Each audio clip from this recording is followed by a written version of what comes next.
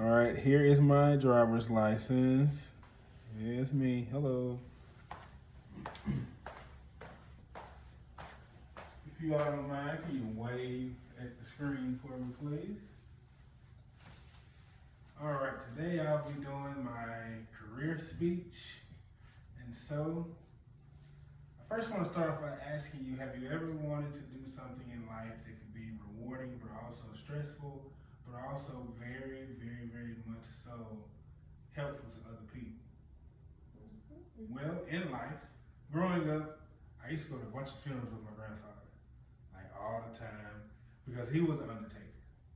So, an undertaker is a person that isn't licensed to be a mortician, so he didn't do embalming, but he did makeup, he did hair, and he worked funerals.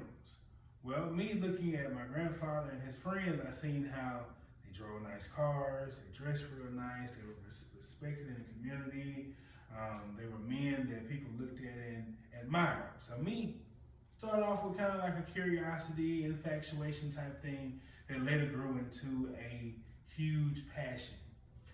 Along the way, I've learned that it's not only about helping people, serving people, guiding them, leading them, but it's also about continuing your education. It's also about really knowing what you're talking about and really knowing what it is what you're doing. I tell people all the time, it's kind of like being a wedding planner. You're going to help this family plan their loved one's celebration no matter what religion they are, no matter what ethnicity they are, no matter who they are, what they represent, their religion, their political view, anything. Everything is about what that person wants and making that person lasting memory special for their family. So why did I decide to do it? Because I wanted to help people. Being in ministry, I think it as a part of being able to serve people. I see it as a part of being able to be there for people at their lowest points. And I can remember when both of my parents passed away, I felt like nobody cared. I felt like nobody was really there. It was really about the money that we had and the insurance and, oh, y'all can afford this and y'all can afford that. But in actuality, I just wanted somebody that really cared. Somebody that was empathetic, somebody that had some sympathy, somebody that really just genuinely cared. And so that's my goal and that's my objective, is to show people I care. In this funeral profession, you're going to have to go to school. So that's why now I'm in school. To be a licensed funeral director, some programs are a 12-month program, some programs are a 6-month program, and you get a certificate, and then you then take the test, and then you pass it, do all these other requirements that the state that you live in require, and then you become a licensed funeral director.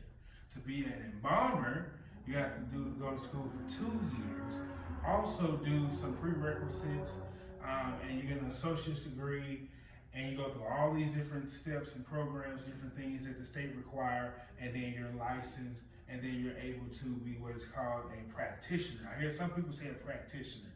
Historically, I found out that funeral directors, embalmers, and people in the profession of funerals were also the ambulance drivers. Right. So they were the ones that when the person was sick, they'll come pick you up from the house. If you died, they was going to take you on to the funeral home. That's the way it was put to me. So I've learned through continued education, I've learned actually in these 15 years I've been in this industry again, it's really about being compassionate. It's really about being selfless. It's really about being what families need. And the most rewarding part to me, outside of the negative connotation of, oh, it's about the money. Because I guarantee you, it's not about the money. You could never make enough money to where when I have a family come and hug me and say thank you. Or I have a loved one where I was dressed their loved one and they look at them and they're like, man, he look nice. Oh man, she looks good. She looks like she just sleep.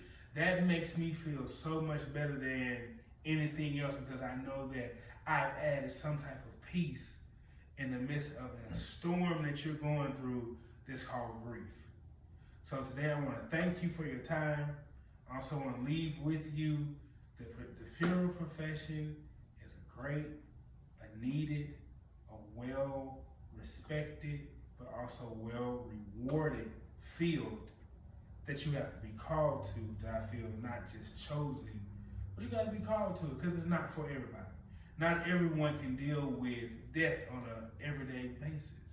And some people that deal with it, you end up seeing how they deal with it. And people ask me, well, how do you deal with it? One day at a time and with prayer. Again, thank you all.